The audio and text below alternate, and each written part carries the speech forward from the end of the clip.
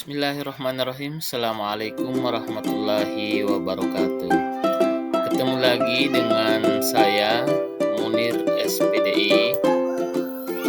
Nah, saat ini kita sangat berbahagia sekali karena kita masih bisa belajar tentang yaitu mata pelajaran Pendidikan Agama Islam dan Budi Pekerti kelas 7. Tema kita yang akan kita pelajari hari ini adalah tentang menghadirkan sholat dan zikir dalam kehidupan. Nah, subtema kita adalah sholat berjamaah. Sebelum kita memasuki pelajaran, saya mengajak agar kita semua tetap bersemangat pada hari ini dalam menjalankan aktivitas kita, khususnya sebagai seorang siswa, yaitu semangat belajar. Semangat ya. Nah, baik. Untuk pertama-tama kita lakukan adalah terlebih dahulu kita akan berdoa. Semoga apa yang kita laksanakan, apa yang kita lakukan hari ini mendapatkan berkah dari Allah Subhanahu wa Ta'ala. Nah, untuk itu saya harapkan kepada kalian semua, kepada anak-anakku semuanya, agar senantiasa berdoa kepada Allah Subhanahu wa Ta'ala sebelum kita memulai pelajaran. Bismillahirrahmanirrahim. Rabbi sidni ilman warzuqni fahman. Amin.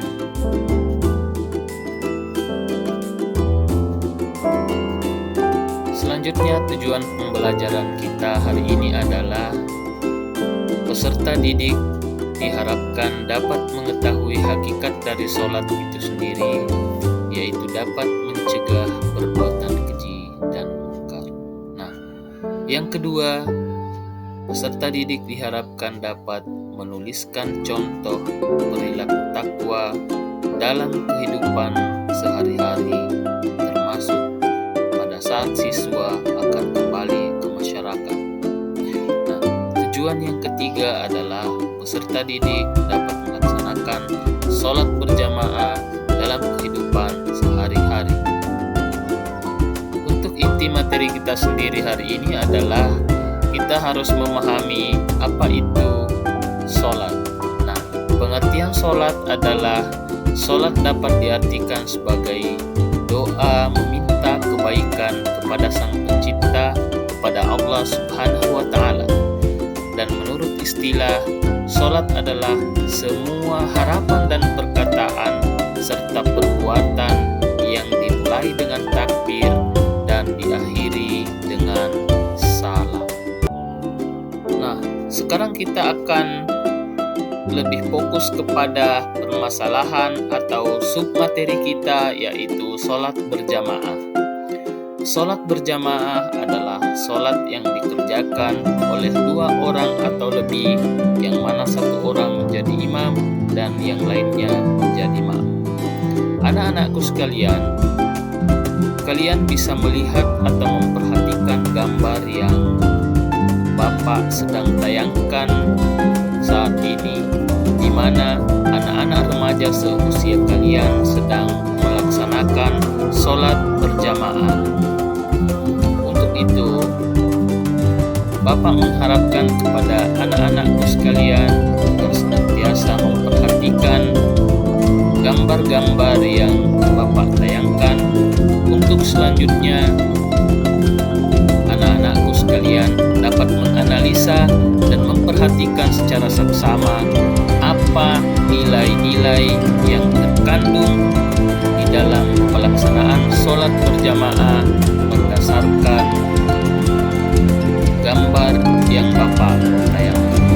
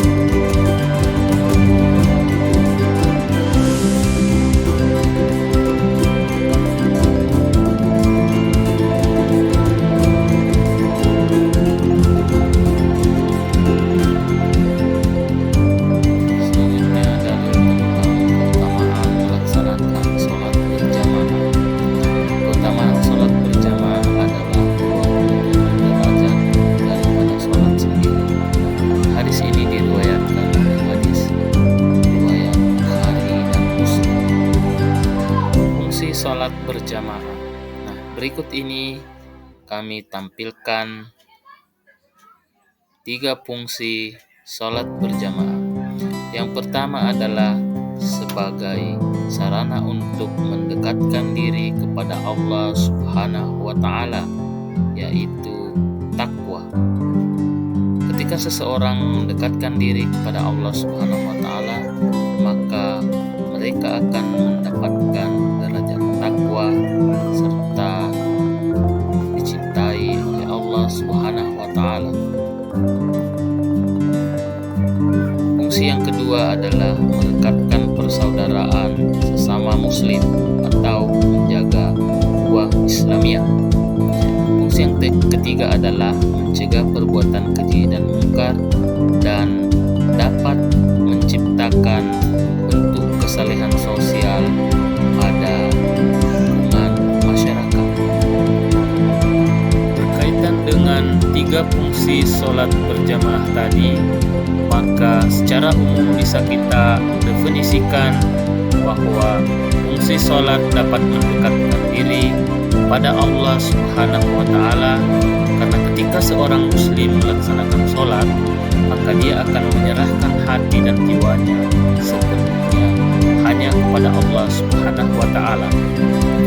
Berikut definisi yang kedua adalah sholat berjamaah dapat merekatkan ukhuwah, karena dengan sholat berjamaah maka akan mempertemukan jamaah bukan hanya pada satu wilayah, tapi dapat mempertemukan jamaah dari seluruh dunia, seperti yang terjadi di Arab Saudi, di Mekah ketika seorang melaksanakan ibadah haji.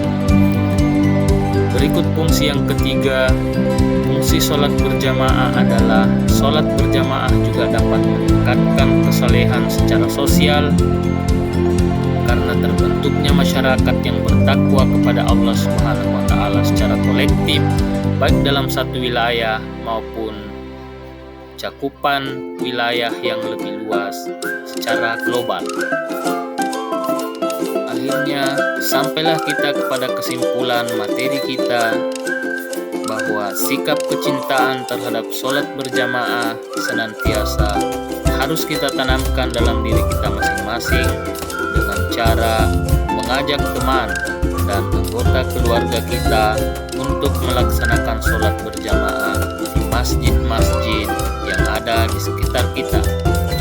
Ibadah sholat juga adalah amalan yang pertama akan dihisab di akhirat bagi seorang muslim pada saat ia menghadap kepada Allah Subhanahu wa Ta'ala. Apabila sholatnya baik, maka baiklah seluruh amalnya, tapi sebaliknya apabila sholatnya buruk, maka buruklah seluruh amalnya. Anak-anakku sekalian, sebelum Bapak mengakhiri materi ini, lebih baik dan lebih dahulu Bapak akan memberikan tugas kepada anak-anakku sekalian, di mana dalam materi ini Bapak menginginkan agar ada ketercapaian kompetensi yang anak-anakku sekalian dapatkan. Nah, berikut ini Bapak akan memberikan tugas kelompok yang mana Bapak mengharapkan anak-anakku sekalian dapat membagi menjadi 3 kelompok, di mana setiap kelompok akan mendapatkan 1 pertanyaan dari Bapak Guru.